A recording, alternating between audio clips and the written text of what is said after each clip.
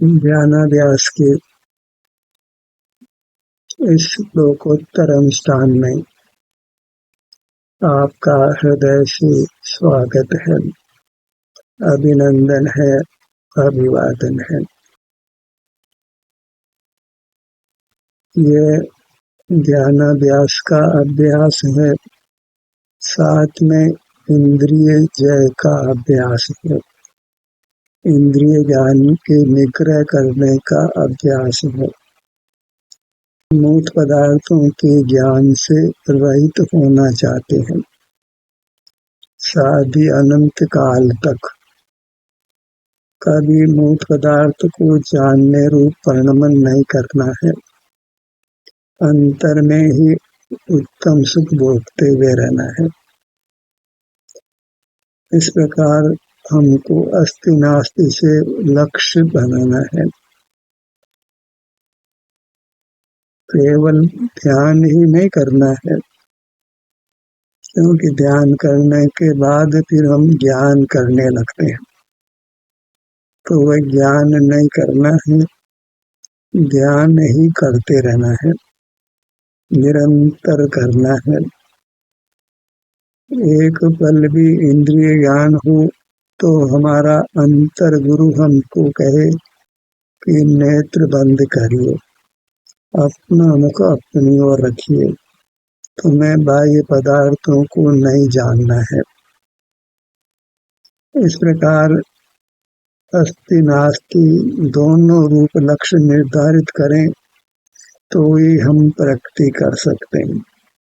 दो घोड़ों की सवारी हम नहीं कर सकते। उस समय ध्यान का अभ्यास कर फिर हम ज्ञान में खड़े रहें और अंतर्मन हमको ये नहीं कहे प्रतिपल के नेत्रों को बंद ही रखना है, बाह्य पदार्थों को नहीं जानना है, विचार नहीं करना है, तुम्हें तो अंतर में ही रहना है। बाह्य पदार्थों का जानना तुम्हारा भाव कर्म है, कलंक है, निंद परिणाम है, तो इसको छोड़ो। ध्यान से भी अधिक बलवान है, हम निंद कार्य को छोड़ें। निंद कार्य तो अधिक समय करें और उत्तम कार्य अति अल्प समय करें, तो विजय तो निंद कार्य की ही होने वाली है। उसी का बोलबाला रहना है। ज्ञान का सर्व ही अभ्यास वृथा जाने वाला है, ये हमें अच्छी तरह समझ लेना है। आचार्यों की आज्ञा यही है कि निरंतर आनंद समुद्र में डूब कर रहो, आनंद समुद्र में रहकर आनंद का प्रस्पान करते हुए रहो। सारा जगत ही कोई बहिर्मुख नहीं हो, कोई मूर्त पदार्थों को नहीं देखे जाने, पल भर को भी कुछ भी विचार नहीं करें, किसी के साथ भी हम कुछ भी व्यवहार नहीं करें, सर्वथा अंतर्मुख रहें। जिन मंदिर जो जाते हैं ये भी बराबर ये बात समझ लें कि आप सर्वथा अंतर्मुख परमात्मा का दर्शन कर रहे हैं, जो अनंत काल बिल्कुल बहिर्मुख होने वाले नहीं है, कुछ भी मूर्त पदार्थों को जानने वाले नहीं है। हमको वही स्थिति बनाना है, निरंतर स्वसंवेदन रूप रहना, शरीर में वेदना हो या आराम हो, शरीर में ही बने रहना है, बाहर नहीं आना है। जिनेंद्र जो बनना है, भगवान जो बनना है, क्योंकि भगवान ही शाश्वत उत्तम सुख को भोगते हैं। हमें दुख नहीं भोगना है तो बहिर्मुख नहीं रहना है, नहीं होना है। जब जब बहिर्मुख होते हैं तो अंतर गुरु हमको कहे कि तुम कुशील परिणाम कर रहे हो, निंद कार्य कर रहे हो, तुम दुख का कार्य कर रहे हो, तुम्हें दुख भोगना पड़ेगा, संसार में रुलना पड़ेगा। इस ज्ञाता भाव में जो तुम अनादि से खड़े हो, इस पर विराम लगाओ, अन्यथा दुखों से मुक्ति होने वाली नहीं है। तुम जैसे जी रहे हो वह जीना शर्मजनक है, निंद है, कुशील है और अपराध रूप है। हमारा अंतर गुरु हमको सावचेत करता रहे, अन्यथा कोई रोक लगाने वाला नहीं तो उसको स्वच्छंद परिणाम कहते हैं। बिना लगाम का घोड़ा सवारी को कहाँ घेरे का कोई पता नहीं, अवश्य ही सवार ने मरना है, दुर्घटनाग्रस्त होना है, घोर दुख पाना है। तो लगाम हमारे साथ प्रति समय रहनी चाहिए। कौन से लगाम की? ज्ञाता भाव को रोकने की लगाम। मूर्त पदार्थों को जानना नहीं है, वही तो ज्ञाता भाव है। मन इंद्रियों से हमको व्यवहार नहीं करना है, बहिर्मुख नहीं होना है, मूर्त पदार्थ को विषय नहीं करना है, विचार भी नहीं करना है, स्मरण भी नहीं करना है। किसी पर के बारे में कुछ भी ज्ञान नहीं करना है। ऐसा अंतर गुरु जागृत हो तो फिर ध्यानाभ्यास करना सार्थक है, नहीं तो गज स्नान जैसा है। अल्पकाल के लिए ही हम रागादिक से दूर होते हैं और फिर पुनः रागादिक में आ पड़ते हैं। परहेज तो बिल्कुल नहीं करते और औषधि भी पूरी नहीं लेते हैं। पूरी तरह अंतर्मुख रहना है और बिल्कुल बहिर्मुख नहीं होना है, ऐसा अभिप्राय बनता हो जैसे परमात्मा जिसको हमने आदर्श बनाया है, भले ही वह चेतन प्रतिमा है, वह बिल्कुल आंख नहीं खोलती है, बिल्कुल बोलती नहीं है और बिल्कुल हिलती डुलती नहीं है। क्या हम इस प्रकार जीने की भावना रखते हैं? अंतर मन से पूछिए। क्या आप बैठ गए सो बैठ गए, आंखें बंद की सो बंद कर ली, अब कुछ भी नहीं करना है, न आंखें खोलना है, न आसन बदलना है, न भोजन करना है, न पानी पीना है, न किसी से बात करना है, बस बैठ गए सो बैठ गए, और कुछ नहीं करना है, हिलना डुलना भी नहीं है, मौसम बदले तो भी हिलना डुलना नहीं है, कुछ खाना पीना भी नहीं है, कुछ भी इंद्रियों का व्यापार नहीं करना है, न देखना है, न सुनना है, न सूंघना है, न चखना है, न छूना है, न विचार करना है, हिलना डुलना बिल्कुल नहीं है, प्रतिमावत रहना है। क्या हमारा अंतर गुरु हमको ऐसा निर्देश देता है? क्योंकि तभी हम परमात्मा जैसे होंगे। केवल परमात्मा हूँ ऐसा मानने से तो परमात्मा नहीं होने वाले हैं। काम तो संसारी होने का कर रहे हैं और परमात्मा हूँ बोल रहे हैं, ये तो अत्यंत हास्यास्पद है। हम अपने ही मजाक बनाते हैं, नाना प्रकार के अपराध कर रहे हैं, धोखाधड़ी कर रहे हैं, अपने को ईमानदार घोषित करते हैं। परमात्मा हूँ ऐसा ऊंचा वचन बोलते हैं और ध्यान सत्र के दौरान भी हम अंतर्मुख नहीं रह पाते।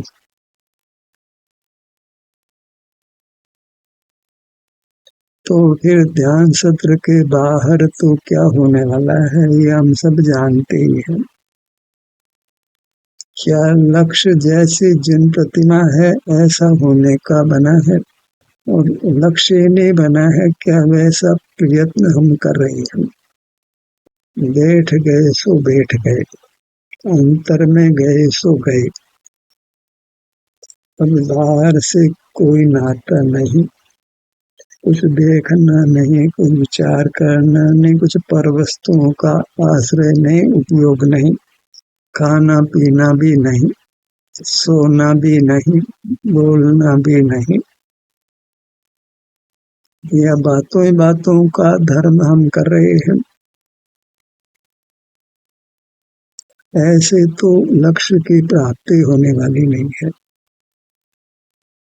कम से कम दिन प्रतिदिन हम बाहर की ज्ञाता भाव को रोकने का प्रयत्न हृदय से कर रहे हैं। बार बार यही चिंतन चलता है कि ज्ञाता भाव को रोकना है। अंतर का गुरु बोलता है या वह मर ही गया है, उत्पन्न ही नहीं हुआ है। क्या हम निगुरे हो गए हैं, गुरुहीन हो गए हैं। गुरु तो अंतर का ही काम करता है, बाहर के गुरु से काम नहीं बनना है। वह तो पराधीनता है, काम अंतर गुरु से ही चलना है। मोक्ष मार्ग अंतर गुरु से ही चलना है, क्योंकि बाह्य गुरु तो साथ सदा रहने वाला नहीं है। वह तो पराधीन साधन है, सो योग्य भी नहीं है। अपने अंतर गुरु को जगाना है, उत्पन्न करना है कि मुझे केवल अपने शरीर के अनुभव रूप रहना है। शरीर में शरीर का सुख दुख गर्भित है। शरीर का अनुभव माने क्या? अनुभव तो सुख दुख का होता है। तो सुख दुख का अनुभव वह भी नेत्र बंद करके बगैर विषय का लक्ष्य किए तो वहाँ स्वतः ही हम अपने अमूर्त शरीर में होते हैं।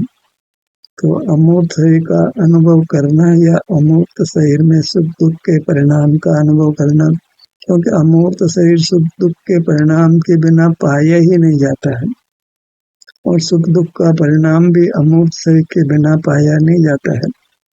क्यों? वस्तु का स्वरूप ही ऐसा है कि शरीर है और उसमें सुख या दुख है।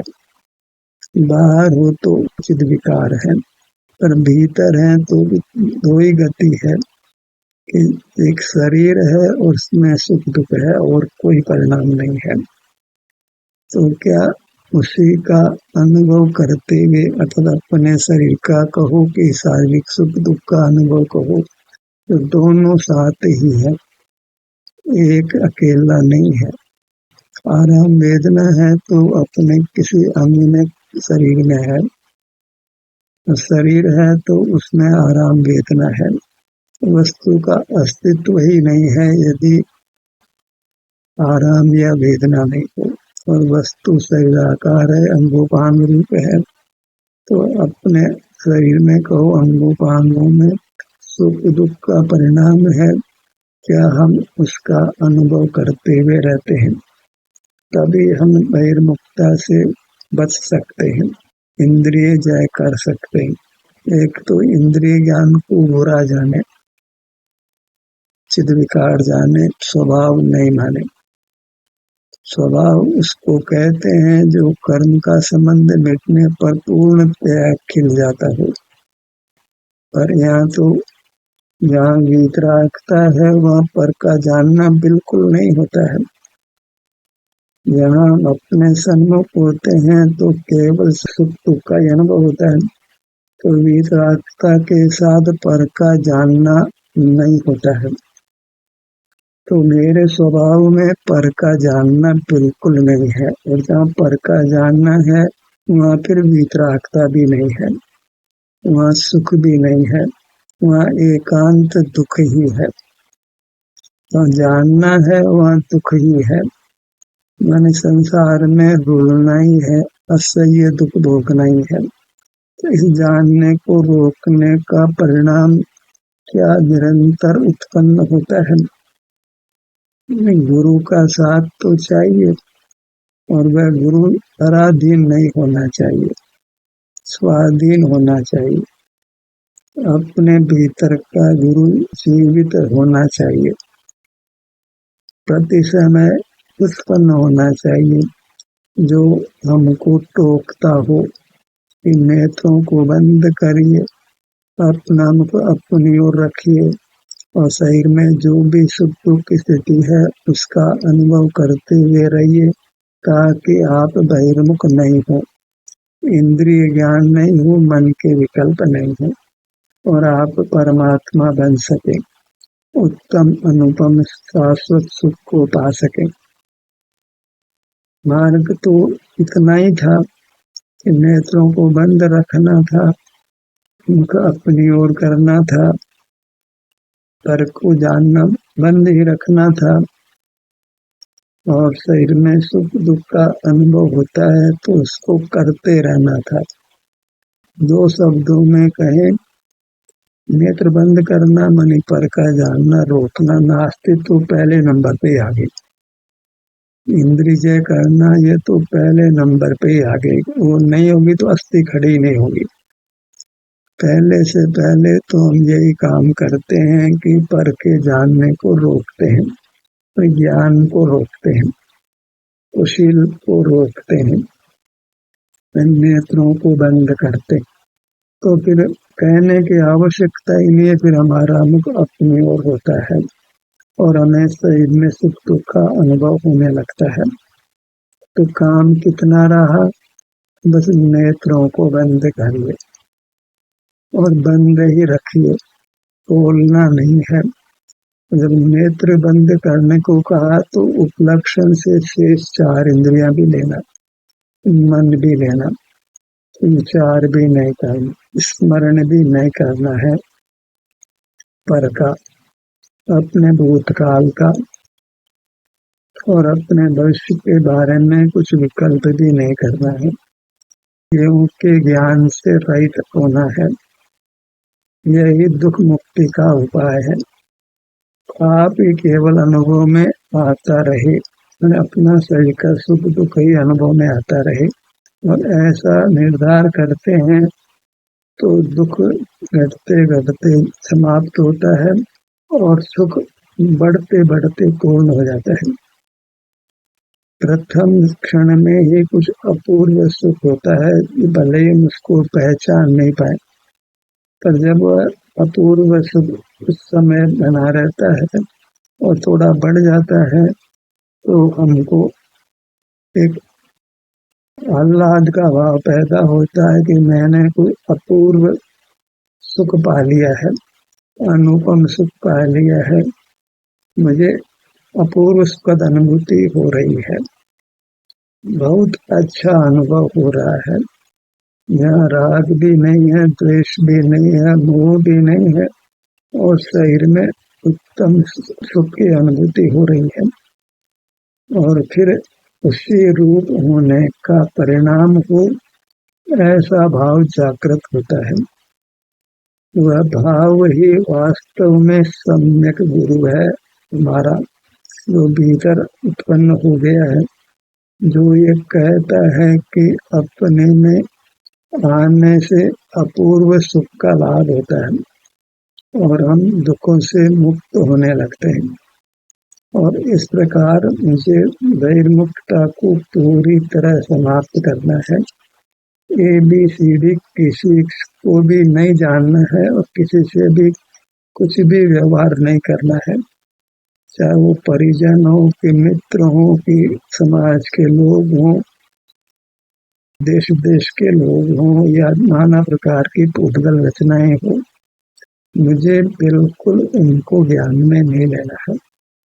कुछ भी जानना नहीं कि दुनिया में क्या हो रहा है, और कदाचित जानने में आ जाता है तो शीघ्र ही सावधान हो जाना है कि मैंने स्वरूप संवेदन को छोड़ दिया, मैंने अपने उत्तम कार्य को छोड़ दिया, मैं अपने धर्म से च्युत हो गया,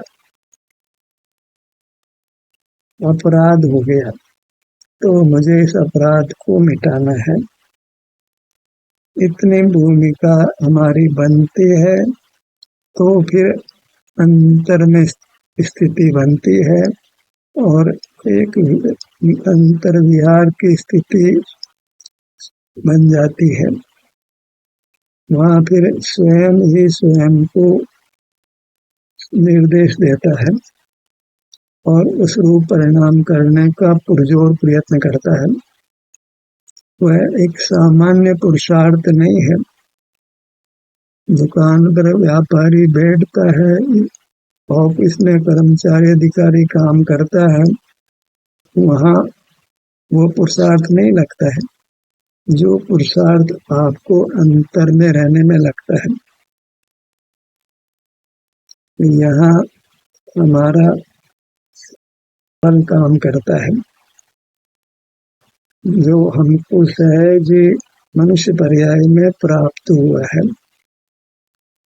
तो उससे फिर हम अपने में ठहर पाते हैं और उत्तरोत्तर सुख बढ़ता जाता है। अंतर में ठहरने की सामर्थ्य बढ़ती जाती है और जब पूर्ण सुख व्यक्त हो जाता है तो फिर मूर्त शरीर ही नहीं रहता और हमको किसी बल की आवश्यकता भी नहीं रहती। बल की आवश्यकता तब तक ही है जब तक उपयोग के बाहर आने की संभावना होती है, अर्थात मोह कर्म सत्ता में है, उसका क्षय नहीं हुआ है, तभी बाहर आने की संभावना बनती है। जब सत्ता से मोह कर्म का उन्मूलन हो जाता है तो फिर बाहर आने की कोई संभावना नहीं रहती है, फिर कुछ भी यत्न नहीं लगता है, कुछ भी प्रयत्न की आवश्यकता नहीं होती है, फिर गुरु की आवश्यकता भी नहीं है। फिर सहज सुख का अनुभव निरंतर होता रहता है और अनंत काल तक होता ही रहेगा। बहिर्मुखता नहीं होगी, आसन भी नहीं बदलेगा, कोई पर का परिचय भी नहीं होगा, आहार जल पवन का ग्रहण की निहार आदि कुछ भी नहीं होंगे, कोई यार दोस्त परिवार भी नहीं होगा, कोई समाज राष्ट्र विश्व कुछ नहीं होगा। वहाँ केवल अपना अस्तित्व होगा और परमानंद का भोग होगा। उस स्थिति की हम का कुछ अनुमान पर कर सकते हैं, नहीं कि जितना सुख हमको अनुभव में आ रहा है उससे समझ लो अनंत गुना सुख आने वाला है। जब हम बाहर को विदा कर लेते हैं, बाहर को बाई बाई कर लेते हैं कि अब मिलना नहीं है, जैसे पति पत्नी डाइवोर्स ले लेते हैं तो फिर बाहर मिलते नहीं है, फिर ऐसे बाहर की दुनिया से हमने डाइवोर्स में परित्याग कर देना है, फिर अनंत काल मिलना ही नहीं है। जैसे परिवार के किसी सदस्य का मरण हो जाता है तो फिर उसको याद करने का कोई फल नहीं है, क्योंकि उससे पुनः मिलना नहीं है। इस रूप से हम उसको पहचानते हैं, वह मूर्त रूप नष्ट हो गया है, इसलिए अब उसके साथ व्यवहार बनने वाला नहीं है। जब व्यवहार स्थायी बनने वाला ही नहीं है और जो व्यवहार बन रहा है वह सब आकुलता ही पैदा करता है, वह हमको जिनेंद्र होने से रोकता है, उत्तम सुख के भोग को रोकता है, तो फिर हम जगत के किसी पदार्थ को हमने न देखना जानना है, न उसके बारे में विचार करना है, न उनसे कुछ व्यवहार ही करना है, उनको किसी प्रकार से उपयोग में नहीं लेना है, तो फिर अपनी मूर्त का ही हमने भोग करना है। अपने मूर्त का भोग माने अपने मूर्त सुख स्वभावी है, तो उसके सुख का भोग करते हुए अनंत काल रहना है। तो अस्थि जितने बलवान है उतने नास्ति बलवान है। जैसे हम मनुष्य हैं, ये बात जितने बलवान है उतने हम पशु नहीं है, ये उतने ही बलवान है।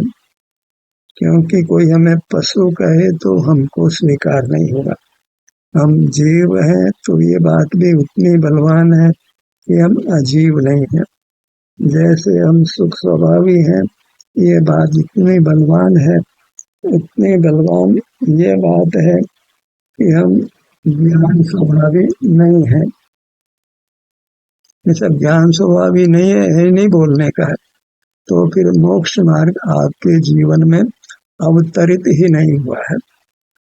तो दोनों बातें उतने ही बलवान है, नहीं तो दो घोड़ों की सवारी होगी नहीं, एक कदम भी आगे चलना नहीं होगा, तत्काल ही गिर पड़कर मर जाना है, कोई बचाने वाला भी नहीं है।